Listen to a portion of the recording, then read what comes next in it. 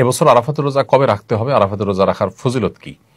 এবছর আমরা আরাফাতের রোজা রাখবো 16ই জুন রবিবার, অর্থাৎ 15ই জুন শনিবার দিবাগত রাতে আমরা সাহরি খেয়ে 16ই জুন রবিবার আরাফাতের রোজা রাখলে ইনশাআল্লাহ বিদিল্লাহ আশা করা যায় আরাফাতের রোজার মর্যাদা বা ফজিলত আমরা লাভ করবো। নবী করিম সাল্লাল্লাহু আলাইহি ওয়াসাল্লাম বলেছেন, সিয়ামু ইয়াউমি আরাফা আহতাসিবু আল্লাহি আন ইউকাফিরা সানাতাল্লাতী ক্বাবলাহু ওয়াল্লাতী বা'দাহু, অর্থাৎ আরাফাত দিনের রোজা যদি কেউ রাখেন তাহলে আল্লাহ তাআলার প্রতি আমার আশা হলো যে এর বিনিময়ে আল্লাহ তাআলা তাকে 1 বছর পূর্বের এবং 1 বছর পরের গুনাহ মাফ করে দিবেন।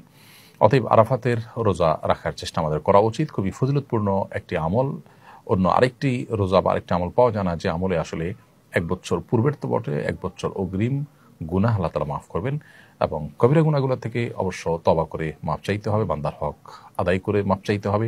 আর সগীরা গুনাহ আল্লাহ তাআলা এই সমস্ত আমলের মাধ্যমে মাফ করে দেবেন ইনশাআল্লাহ তাআলা। অতএব আরাফাতের রোজা রাখা আমাদের প্রত্যেকটা মানুষের চেষ্টা করা দরকার।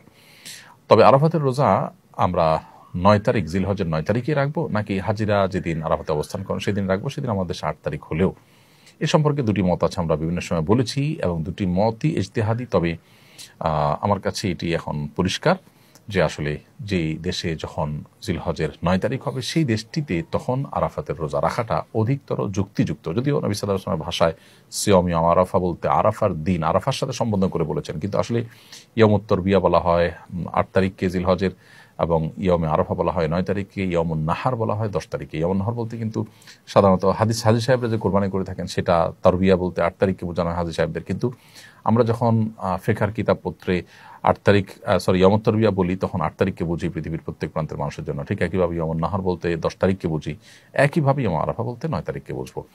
তো এর বিপরীতে যে মতটি আছে যে হাজি সাহেবদের সাথে আরাফাতে অবস্থানের সাথে মিল রেখে রাখাটাই উদ্দেশ্য, যেহেতু নামকরণ করা হয়েছে ওইটা দিয়ে 9 তারিখ না বলে, তো এই মতটিকে যারা অগ্রগণ্য বলেছেন সেটিকে উড়িয়ে দেওয়া যায় না। এগুলো ফোকাহে কেরামের গবেষণা, হাদিসে যেহেতু আলাদা স্পষ্ট করে মানে এরকম বিষয়কে খোলাসা করে দেওয়া হয়নি, অতএব সম্ভাবনা দুইটারই রয়েছে।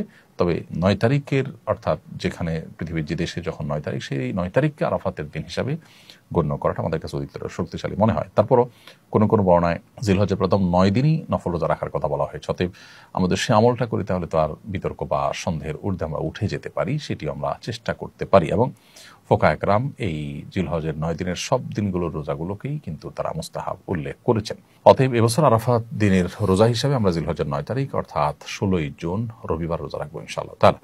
আর যদি কেউ তার আগের দিনগুলো সাথে মিলিয়ে রাখেন সেটা আরো ভালো, আরো প্রশংসনীয়, বরং সবগুলো দিন অর্থাৎ প্রথম 9 দিনই রোজা রাখাটা মুস্তাহাব।